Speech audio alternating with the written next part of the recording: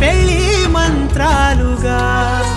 అటువైపు నీవు నీ వైపు నేను వేసేటి అడుగులే ఏడు అడుగులని ఏడు జన్మలకి ఏకమైపోదామా ఎంత చిత్రం ప్రేమ వింత వీలు నామ రాసింది మనకు ప్రేమ